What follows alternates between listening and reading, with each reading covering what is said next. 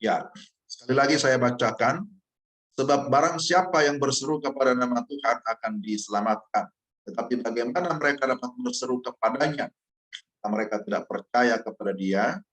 Bagaimana mereka dapat percaya kepada Dia jika mereka tidak mendengar tentang Dia? Bagaimana mereka mendengar tentang Dia jika tidak ada yang memberitakannya? Bagaimana mereka dapat memberitakannya jika mereka tidak diutus? Seperti ada tertulis betapa indahnya kedatangan mereka yang membawa kabar baik. Roma 10 ayat 13 sampai dengan ayat yang ke-15.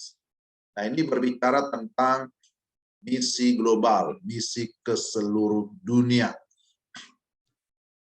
Di teman-teman yang tidak hadir kan bisa putar rekaman ini. Jadi, saudara-saudara, para anak-anak muda kelas katekisasi, ya, kita ditantang ini untuk membuat pilihan bahwa ada ungkapan hidup ini adalah pilihan. Tapi pilihan seperti apa? Kita mau jadi orang Kristen yang seperti apa? Apakah orang Kristen duniawi atau orang Kristen kelas dunia? Itu berbeda ya. Kalau orang Kristen duniawi, berarti memang orangnya belum diubahkan, belum memahami tentang misi Tuhan. Tetapi orang Kristen berkelas dunia, maksudnya bahwa dia memahami bahwa dia ada di tengah-tengah dunia ini untuk bisa menjadi alat keselamatan. Ya. Jadi pola pikir, ini bicara tentang pola pikir kita. Kalau orang Kristen duniawi, maka pola pikirnya masih berpusat kepada diri sendiri. Ya. Masih ego ya. Dia ingin memuaskan dirinya. Kalaupun dia berkata orang Kristen, tapi kalau masih duniawi, ya harusnya orang Kristen tidak duniawi ya, tapi kenyataannya orang Kristen banyak juga yang duniawi karena Kristennya KTP tanpa pertobatan. Ya. Jadi orang Kristen duniawi memandang Allah terutama untuk apa? Untuk memuaskan pribadinya, untuk memuaskan dirinya. Jadi sayang sekali ya kalau seperti itu. Ternyata masih banyak juga orang Kristen atau orang yang bahkan juga kelihatannya rajin ke gereja, rajin beribadah, tapi ujung-ujungnya hanya untuk memuaskan keinginannya. Nah, itu tidak boleh seperti itu. Nah, orang Kristen yang berkelas dunia itu berpusat kepada Allah. Dia memahami bahwa dia diselamatkan untuk melayani. Dia diselamatkan oleh Tuhan untuk menjalankan misinya Tuhan. Nah, misi itu apa? Kita sudah pelajari 2 minggu yang lalu. Bicara misi berarti ada pengutusan. Artinya kita diutus oleh Tuhan ke dalam dunia ini untuk menjadi pemberita firman ya. Jadi kita semua belajar firman bukan untuk diri kita sendiri kan gitu ya. Kita mau belajar firman supaya kita bisa juga memberitakan firman. Tentu di dalam tingkatan kita masing-masing. Ya kalau dia seorang pendeta seperti saya, kita harus bisa berkhotbah tampil di mimbar atau di gereja. Mungkin kalau kalian di sekolah, ya artinya kita tetap menjadi pemberita firman, tetapi tidak harus berkhotbah kan begitu ya. Tapi bisa menyampaikan kebenaran, misalnya tentang persahabatan, tentang bagaimana doa, bagaimana hidup dalam pengharapan dan lain sebagainya kan. Ada teman yang mungkin lagi kondisi kecewa, kita bisa menjadi pemberita firman supaya dia memiliki pengharapan. Ketika teman mungkin dalam keadaan sakit, kita bisa menyampaikan bahwa di dalam Yesus ada kesembuhan. Ketika dia membutuhkan penguatan, nah kita juga bisa menguatkan berdasarkan firman Tuhan. Nah, jadi banyak peran yang kita harus yang bisa dilakukan baik di tengah keluarga, di tengah sekolah, atau dimanapun. Tapi intinya bahwa orang Kristen itu ya haruslah menjadi orang yang memahami tentang ya misi Tuhan ya. Kita menjadi orang Kristen kelas dunia, artinya yang berpikir secara umum, berpikir secara global. Maka dimanapun kita berada, kita mengingat bahwa kita adalah garam dunia, terang dunia. Yesus berkata, kamulah terang dunia, kamulah garam dunia. Nah, siapa yang dimaksud? Orang-orang percaya. Kemudian selanjutnya kita lihat bagaimana berpikir dan bersikap misi kelas dunia. Bagaimana kita, pola pikir kita, bagaimana sikap kita, sehingga kita bisa menjadi orang Kristen yang kelas dunia, bukan hanya kelas satu tempat, satu wilayah, tapi yang berpikir kelas dunia. Pertama, memang harus berubah ya. Ada perubahan. Berubahlah dari pola pikir yang berpusat pada diri sendiri ke pola pikir yang berpusat kepada orang lain. Nah, ini adalah yang pertama. Langkah bagaimana kita menjadi orang Kristen kelas dunia. Jadi bukan hanya kelas lokal, bukan hanya kelas Indonesia, tapi kelas dunia. Ada firman Tuhan dalam 1 Korintus 14 ayat 20 ya. Ya, nanti setelah ini Mike bisa baca Filipi 2 ayat 1 sampai 4. Tapi saya baca dulu 1 Korintus 14 ayat 20. Demikian firman Tuhan, 1 Korintus 14 ayat 20. Saudara-saudara, janganlah sama seperti anak-anak dalam pemikiranmu. Jadilah anak-anak dalam kejahatan, tapi orang dewasa dalam pemikiranmu. Jadi, untuk bisa menjalankan misinya Tuhan, untuk memiliki pola pikir yang luas, ya pola pikir yang mendunia. Nah, kita mau supaya kita punya kelas yang luas ya, kelas yang tinggi, kelas dunia. Ibarat olahragawan, petinju misalnya, kalau hanya tinju kelas lokal Indonesia kan masih kurang ya. Tapi ketika dia bisa menjadi petinju dunia, nah itu kan luar biasa. Nah, ini juga gambarannya seperti itu. Supaya kita bisa menjadi orang Kristen yang memiliki kelas level yang mendunia, maka pertama harus berubah pola pikir. Ya, jangan hanya berpikir kepada kepentingan diri sendiri, tapi pola pikir yang berpusat kepada orang lain. Sebagaimana firman Tuhan ini, janganlah sama seperti anak-anak dalam pemikiran. Jadi orang yang sudah belajar katekisasi, nanti disidi, maka dikatakan tidak lagi seperti anak-anak. Kalau mau jadi anak-anak boleh, tapi dalam kejahatan. Dalam kejahatan seperti anak-anak, tapi harus dewasa dalam pemikiran. Nah, kenapa harus ada kelas katekisasi? Supaya dewasa di dalam pemikiran. Nah, jadi nanti kalau adik-adik sekalian sudah di-CD, dianggap sudah dewasa dalam pemikiran. Jadi tinggalkanlah sifat anak-anak. Karena sudah beranjak dari remaja ke pemuda, dewasa. Ya, sudah meninggalkan dunia remaja, beranjak ke pemuda dewasa, sehingga pola pikirnya juga dikatakan di sini harus dewasa. Dewasa dalam pemikiran. Tidak lagi kanak-kanak dalam pemikiran. Nah, seperti apa orang yang dewasa dalam pemikiran? Nah, coba baca Filipi 2 ayat 1 sampai 4 tadi Mike ya. Silakan. Filipi 2 ayat 1 sampai 4. Nasihat supaya bersatu dan merendahkan diri seperti Kristus. Jadi karena dalam Kristus ada nasihat, ada penghiburan kasih, ada persekutuan roh dan kasih, mesra dan belas kasih. Karena itu, sempurnakanlah sukacitaku dengan ini. Hendaklah kamu sehati, sepikir dalam satu kasih, satu jiwa, satu tujuan, dengan tidak mencari kepentingan sendiri atau puji-pujian yang sia-sia. Sebaliknya, hendaklah dengan rendah hati yang seorang menganggap yang lebih utama daripada dirinya sendiri. Dan janganlah tiap-tiap orang hanya memperhatikan kepentingan sendiri, tetapi kepentingan orang lain juga. Ya, terima kasih.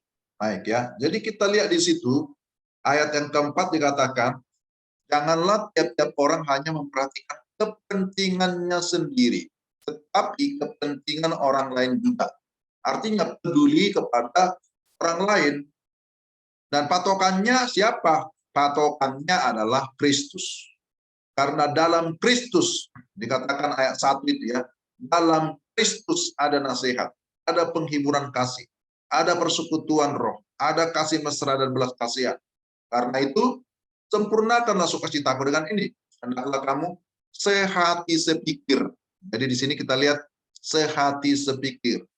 Ada perubahan pola pikir. Kalau sudah sehati sepikir, maka bisa dikatakan satu kasih, satu jiwa, satu tujuan. Tidak lagi mencari kepentingan sendiri atau pujian yang sia-sia. Tapi dia sudah memiliki kerendahan hati. Nah, kita dituntut untuk bisa apa? Rendah hati ya. Rendah hati, humble. Ya. Jadi kita diminta untuk tetap rendah hati. Jangan kita pernah meninggikan diri, jangan pernah merasa sombong, jangan merasa lebih tinggi dari yang lain, tapi seperti Yesus Kristus, dia tetap rendah hati. Nah, ini adalah hal yang pertama, berubah dari pola pikir yang berpusat kepada diri sendiri kepada pola pikir yang berpusat kepada orang lain. Satu-satunya cara agar kita bisa membuat perubahan diri kita sendiri adalah dengan bergantung sepenuhnya setiap hari, atau bahkan setiap saat kepada Allah. Puji Tuhan bahwa Tuhan tidak akan pernah sekali-kali meninggalkan kita berjuang sendirian. Amin ya. Jadi kalau kita sungguh-sungguh mengandalkan Tuhan, kita sungguh-sungguh bergantung kepada Tuhan, percayalah bahwa Tuhan akan menolong kita. Pastilah Michael pernah mengalami pertolongan Tuhan. Pasti Arton juga pernah mengalami pertolongan Tuhan. Andrea juga pernah mengalami pertolongan Tuhan. Semua kita pernah mengalami pertolongan Tuhan. Bahwa dia tidak membiarkan kita karena kita adalah anak-anak Tuhan. Nah, ini hal yang sangat penting. Jadi jangan pernah berpusat kepada diri sendiri.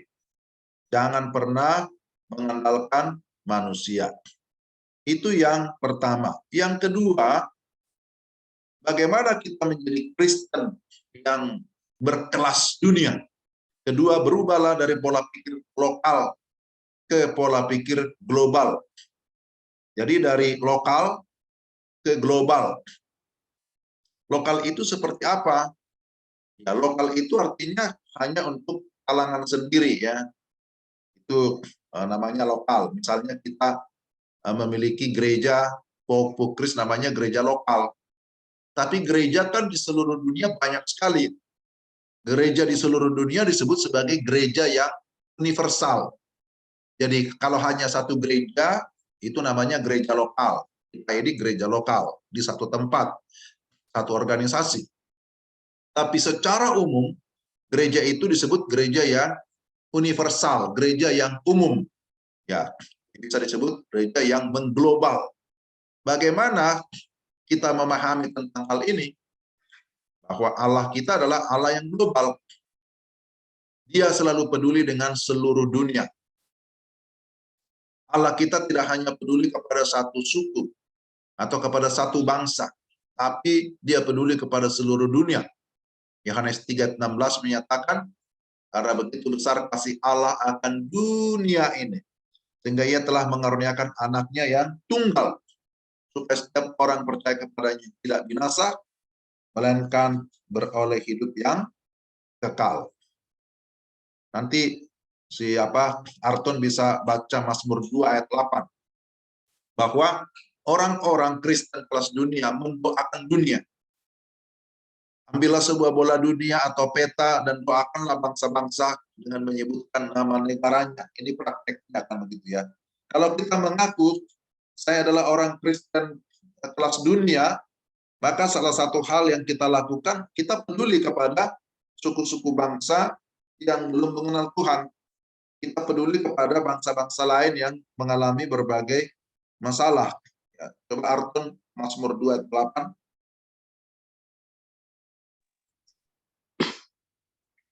Orang-orang Kristen kelas dunia mendoakan dunia. Ambillah sebuah bola dunia atau peta dan doakanlah bangsa-bangsa dengan menyebutkan nama negaranya. Mazmur 2 ayat 8. Ya, Mazmur 2 ayat 8-nya dibaca. Udah apa tadi? Mazmur 2 ayat 8. Enggak, isinya Mazmur 2 ayat 8 itu ayatnya.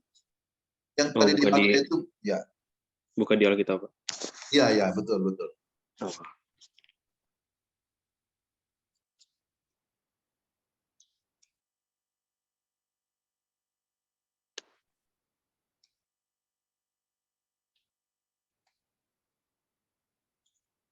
Mazmur 2 ayat 8.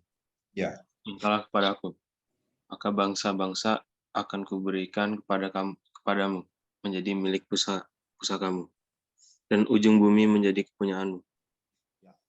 Jadi di sini dikatakan, mintalah kepadaku, maka bangsa-bangsa akan kuberikan kepadamu menjadi milik pusakamu. Jadi istilah minta artinya berdoalah. Berdoalah bagi bangsa-bangsa lain. Kalau kita adalah anak-anak Tuhan yang sudah bersifat global, yang peduli kepada bangsa-bangsa lain, maka salah satu yang bisa kita lakukan adalah berdoa. Pertanyaannya, apakah kita pernah mendoakan bangsa-bangsa lain atau tidak? Kalau sudah, puji Tuhan. Tapi kalau belum, mulailah berdoa untuk bangsa lain. Misalnya, berdoa untuk suku-suku bangsa atau bangsa-bangsa yang ada di Afrika, yang ada di Timur Tengah, yang ada di Asia. Nah, kita selalu mendoakan seperti Kamboja, kalau kita di gereja kan, pokok doa untuk Kamboja, pokok doa berdoa untuk Thailand, untuk India, dan lain sebagainya. Karena di sana pun masih banyak suku-suku yang belum terjangkau oleh Injil. Masuk juga di dalam negeri juga. Maka cara terbaik untuk berubah pada pola pikir global adalah bangkit dan ikutlah proyek misi jangka pendek, baik dalam negeri ataupun luar negeri. Jadi mungkin, belum bisa pergi jauh-jauh, tapi kan kita bisa berdoa ya. Kita belum bisa pergi bermisi jauh ke negeri orang, ke suku yang lain, tapi kita bisa berdoa. Doa kita sampai ke ujung-ujung bumi. Jadi mendorong semua adik-adik untuk semakin banyak terlibat dalam misi, salah satunya dalam hal mendoakan bangsa-bangsa lain, supaya di sana juga ada pemberitaan Injil, mereka juga mengalami keselamatan.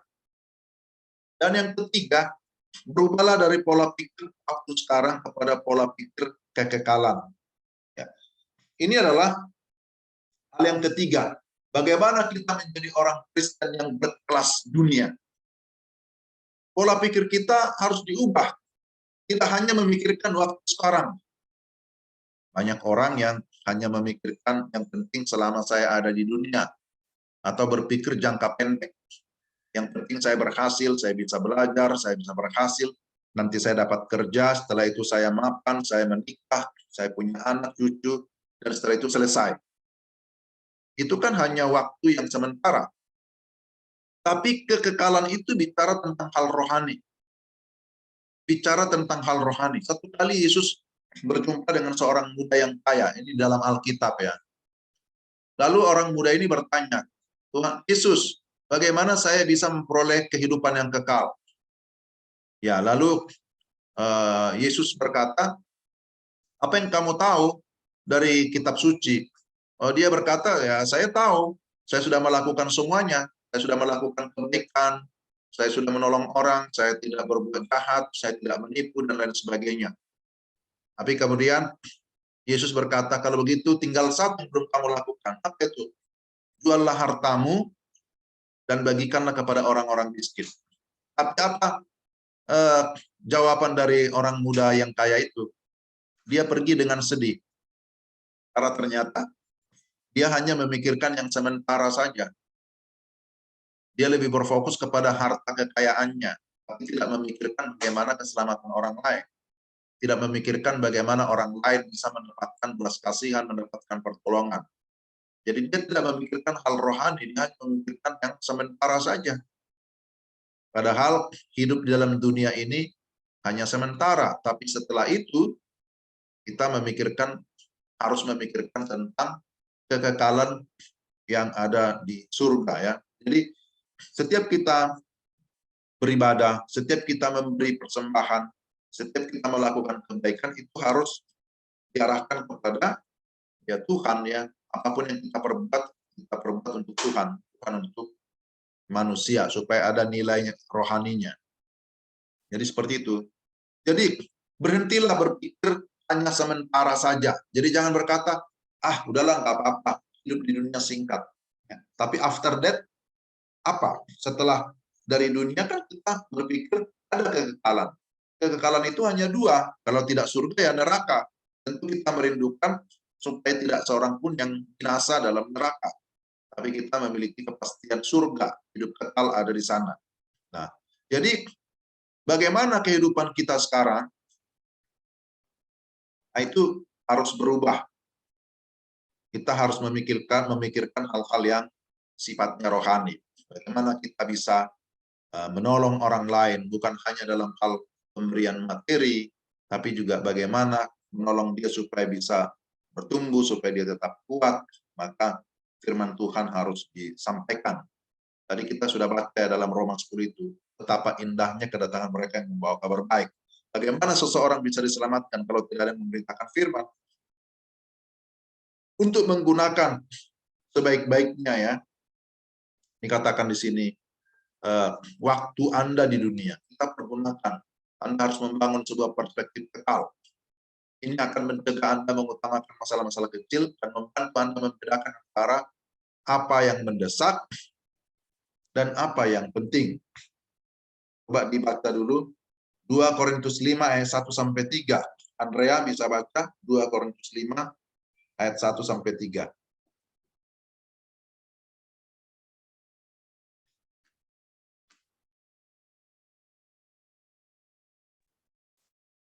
2 Korintus 5 ayat 1-3, karena kami tahu bahwa jika kemah tempat kediaman kita di bumi ini dibongkar, Allah telah menyediakan suatu tempat kediaman di surga bagi kita, suatu tempat kediaman yang kekal yang tidak dibuat oleh tangan manusia. Selama kita di dalam kemah ini, kita mengeluh karena kita rindu mengenakan tempat kediaman surgawi di atas, tempat kediaman kita yang sekarang ini. Sebab dengan demikian kita berpakaian dan tidak kedapatan telanjang. Ya, jadi ini bicara tentang tempat yang kekal. Bahwa di dalam dunia ini disebutkan tempat kediaman kita itu hanya sementara, seperti kemah yang akan dibongkar. Tapi Allah sudah menyediakan suatu tempat kediaman di surga bagi kita.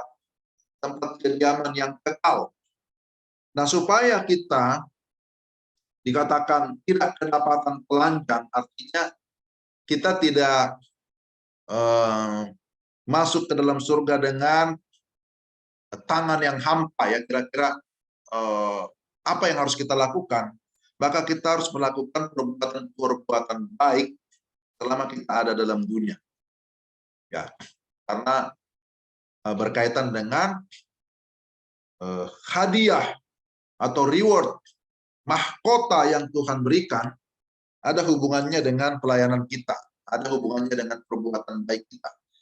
Ya, jadi gini, setiap kita yang sudah sungguh-sungguh percaya dan menerima Yesus sebagai Tuhan dan Juru Selamat, kita yakin bahwa kita sudah mendapatkan hidup kekal di surga. Amin ya. Tetapi persoalannya adalah, seperti ayat firman Tuhan ini, apakah kita ketika masuk surga, ya ayat 3 dikatakan, sebab dengan demikian kita berpakaian dan tidak kedapatan telanjang.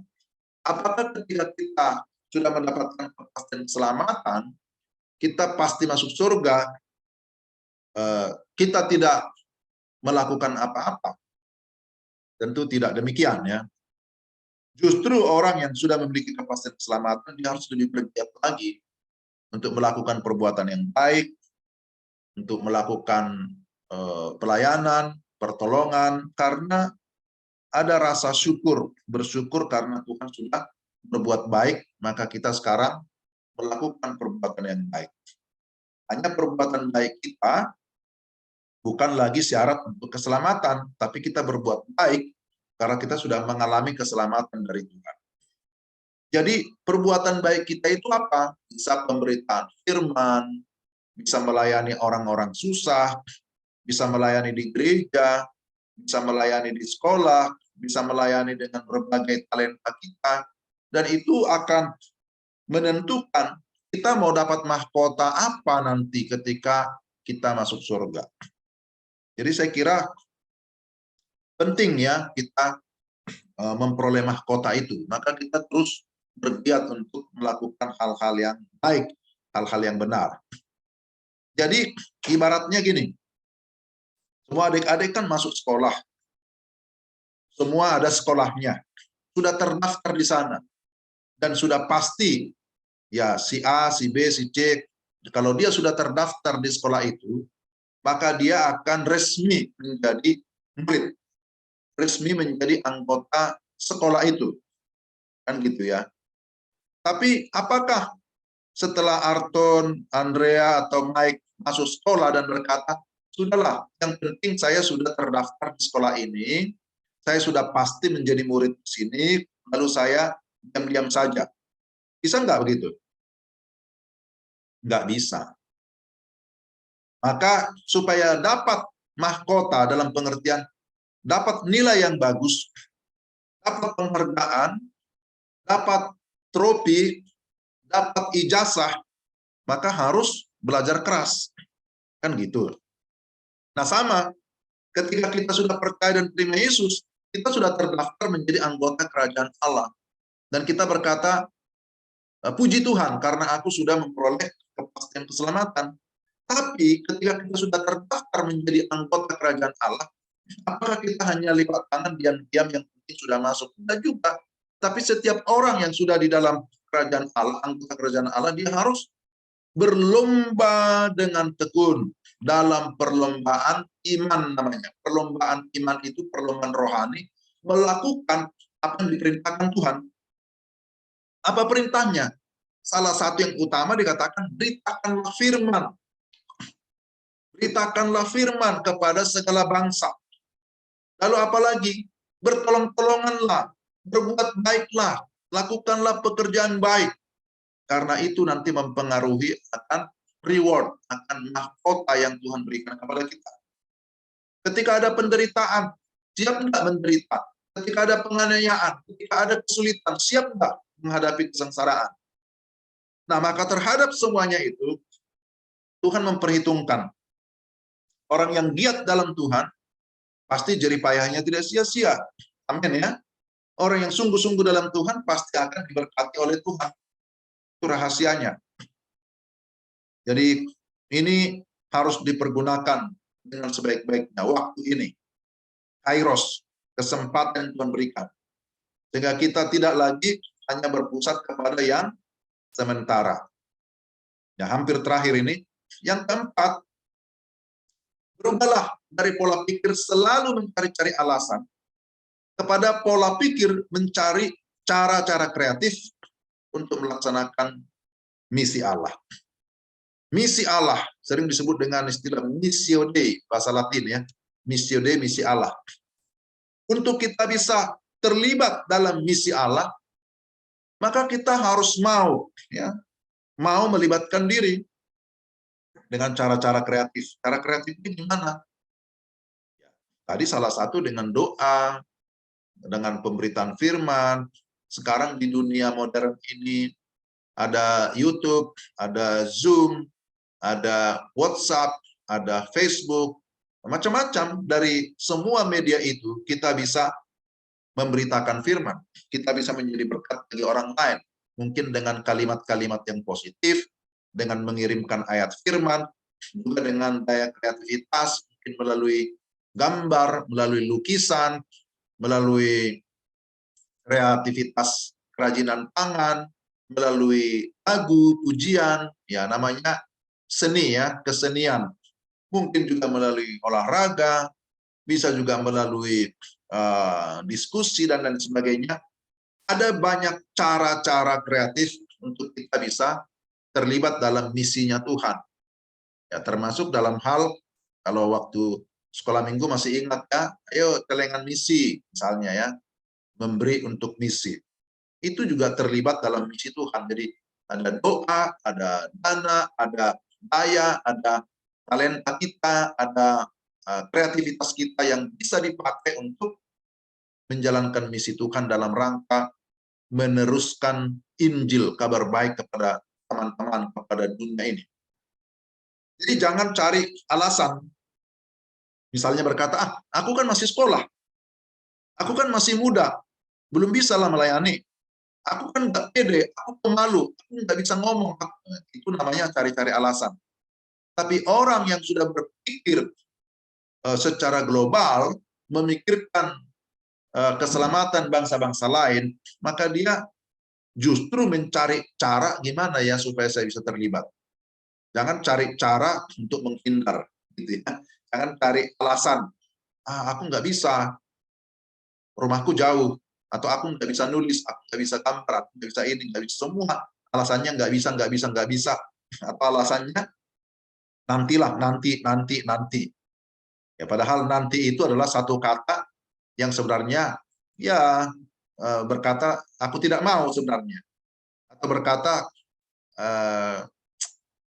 apa namanya ya, semacam pengcancelan sebenarnya nanti. Atau nanti itu juga bisa dipakai oleh iblis untuk mempengaruhi semua orang.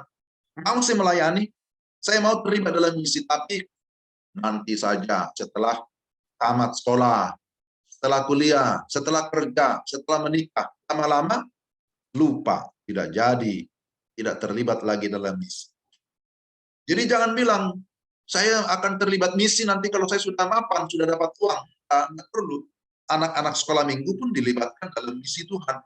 Misi itu bicara apa? Sekali lagi, misi itu bicara tentang bagaimana kita menjadi berkat bagi orang lain, bagi bangsa-bangsa lain. Bagaimana kita terlibat dalam penuntasan amanat agung, artinya dalam pemberitaan Injil, pemberitaan kabar baik, pemberitaan tentang Yesus kepada orang lain.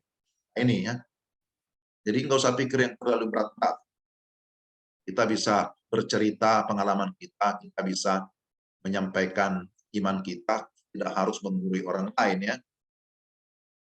Jadi kita lihat bahwa kita semua dipanggil untuk terlibat dalam misi Allah di dunia ini. Tanpa terkecuali, semua orang Kristen dipanggil untuk terlibat dalam misi. Allah tidak ingin memakai beberapa orang saja. Dia ingin memakai seluruh umatnya. Seluruh umatnya. Kita semua dipanggil untuk terlibat dalam misi bagi Allah. Dia ingin agar seluruh gerejanya membawa Injil kepada seluruh dunia.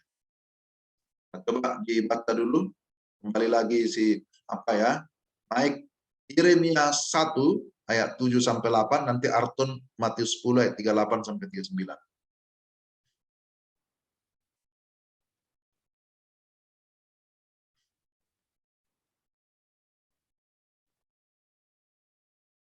Yeremia 1 ayat 7-8. Yeremia 1 ayat 7. Ayat 7-8 ya Pak. Oke. Ya. Tetapi Tuhan berfirman kepadaku, janganlah katakan aku ini masih muda.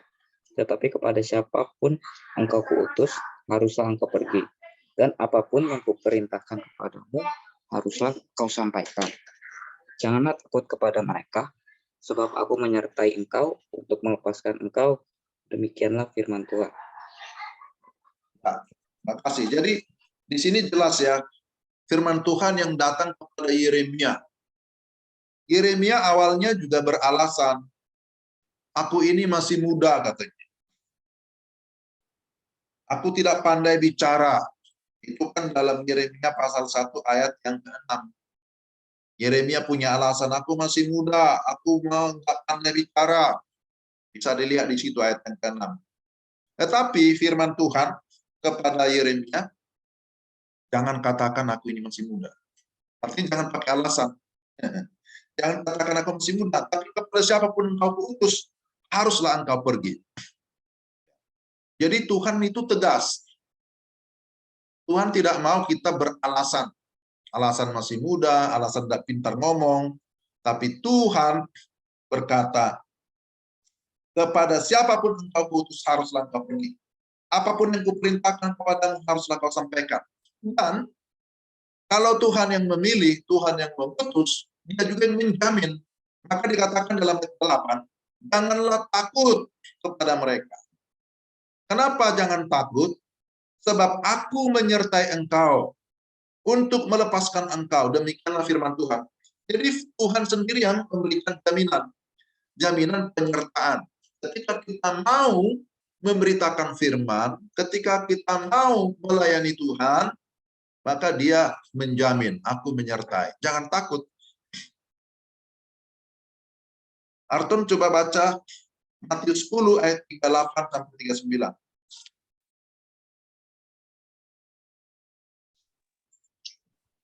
Barang siapa tidak memikul salibnya dan mengikut aku, ia tidak layak bagiku.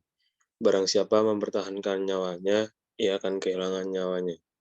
Dan barang siapa kehilangan nyawanya karena aku, ia akan memperolehnya. Matius 10 ayat 38 sampai 39. Ya, terima kasih. Jadi di sini makin jelas ya. Barang siapa tidak memikul salibnya dan mengikut aku, tidak layak. Jadi Tuhan tegas, kalau kamu adalah muridku, kata Yesus, kamu harus siap dong untuk memikul salib. Memikul salib artinya siap untuk menderita juga. Dan di sini ada jaminan, barang siapa kehilangan nyawanya karena aku, ia akan memperolehnya. Jadi tidak usah takut.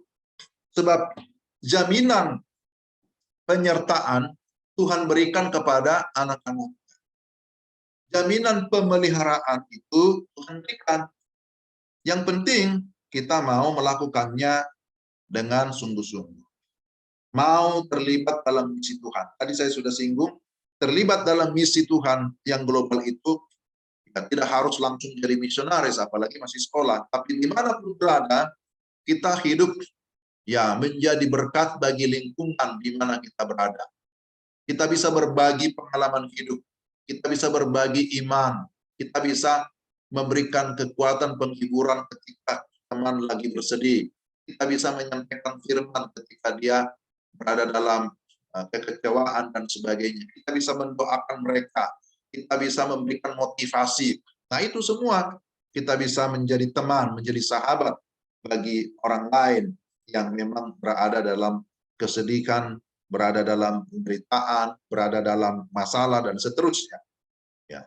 Dan ketika kita bisa menjadi teman, menjadi sahabat, ada kesempatan bagi kita juga untuk mewartakan firman, untuk memberitakan tentang Injil kepada orang lain.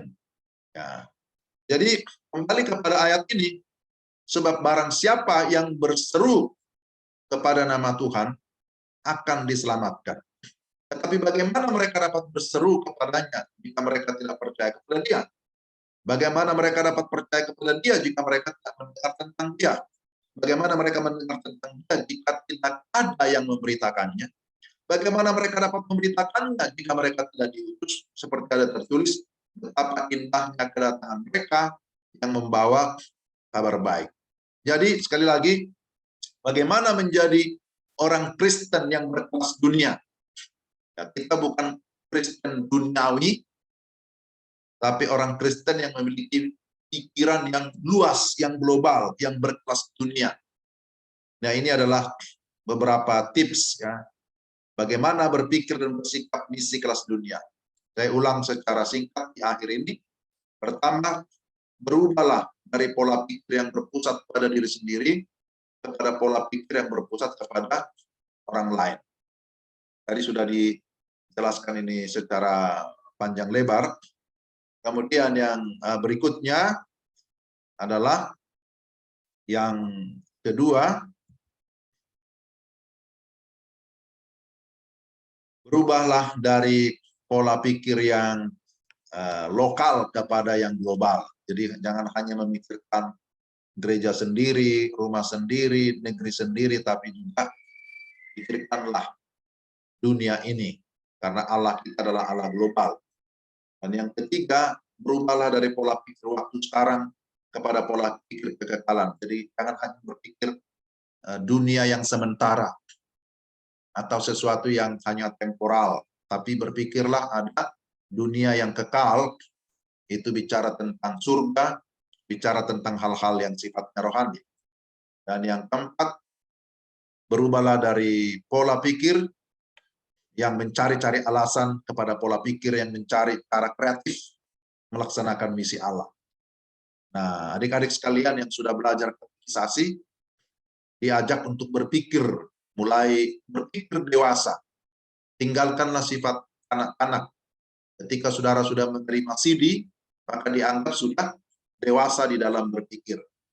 Sudah dewasa di dalam iman, sehingga berani menerima pengakuan iman. Itu namanya CD. Jadi, hal-hal ini perlu ditekankan, sehingga saudara menjadi pribadi yang kuat, yang tidak lagi bergantung kepada dunia, tidak bergantung kepada manusia, tapi sungguh-sungguh bergantung kepada Allah yang hidup. Dan ketika kita bergantung kepada Allah yang hidup dan kita mau mengikuti kehendak-Nya, menjalankan misinya, maka tentu banyak orang yang akan diberkati melalui kehidupan kita. Katakan di sini betapa indahnya kedatangan mereka yang membawa kabar baik. Betapa menyenangkan ketika kita terlibat dalam misi Tuhan, karena Dia Allah yang hidup, Allah yang maha tinggi, tapi Dia mau memakai kita menjadi alat di tangannya, menjadi mitra, menjadi kawan sekerja Allah. Itu sangat menyenangkan, sangat luar biasa. Itulah pelajaran kita hari ini. Ya, selamat bermisi, dan Tuhan memberkati kita kalian ya. Oke, kita sudah di akhir pembelajaran kita. Kita akan berjumpa lagi di lain kesempatan. Ya, sebelum kita berdoa, saya mau melihat wajah-wajah dulu supaya ada bukti. Kita mau foto dulu sebelum berdoa ya. Coba sebentar. Oke. Baik, Arton, Andrea, Esel. Coba dulu tampakkan wajah sebentar. Ini laporan kita ini ya. Arton.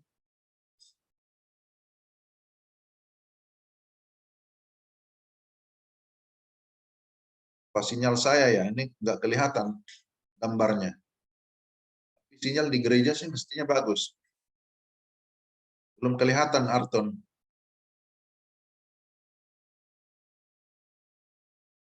Oh ya, baru ini. Andrea, ya. Esel.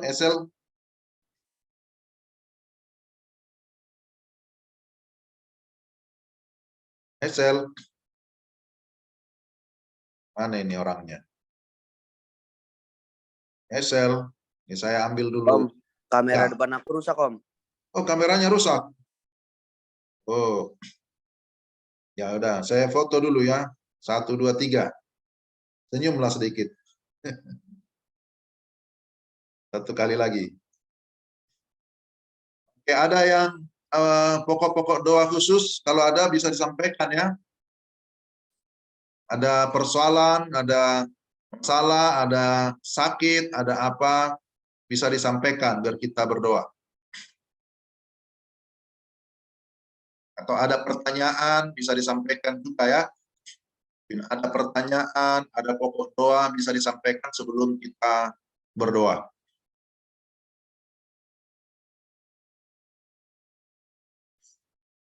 Ada?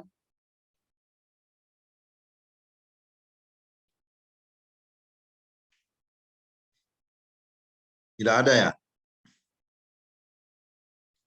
Baik, kalau tidak ada, kita berdoa saja ya. Mari kita berdoa. Tuhan, kami bersyukur siang hari ini bisa belajar katekisasi. Apa yang kami pelajari itu sangat penting, dan Roh Kuduslah kiranya menolong semua anak-anak untuk dapat memahami tentang misi Tuhan, misi global, bahwa kami semua anak-anak Tuhan dipakai Tuhan menjadi alat Tuhan, menjadi garam dan terang, menjadi pemberita firman, menjadi saksi dimanapun kami berada. Rindu supaya melalui hidup dan pelayanan kami, ada orang-orang lain yang tertarik untuk datang kepada Yesus, percaya dan terima Yesus sebagai Tuhan dan Juru Selamat. Berkatilah semua anak-anakmu yang sudah mengikuti kelas ini. Berkati untuk Arton, juga untuk Michael, juga Hazel, juga Deborah, Andrea Deborah, dan juga yang tidak hadir pada saat ini. Kami juga berdoa supaya Tuhan memberkati semua anak-anak, berikan kekuatan dan kesehatan, berikan hikmat dan pengetahuan, takut akan Tuhan, sehingga mereka bisa belajar dengan sungguh-sungguh, bisa berhasil dengan baik oleh karena pertolongan Tuhan. Tuhan menjaga dan melindungi mereka di dalam pembelajaran, dalam hidup tiap-tiap hari. Dan berkati saudara-saudara dan juga orang tua, biarlah tetap hidup di dalam mengandalkan Tuhan. Terima kasih Tuhan, kami berdoa mengucap syukur, mengakhiri kelas pada siang hari ini, dalam nama Tuhan kami, Yesus Kristus, Juru Selamat kami yang hidup. Amin. Amin ya, sampai jumpa lagi. Terima kasih Pak Andi. Oke, Tuhan berkati.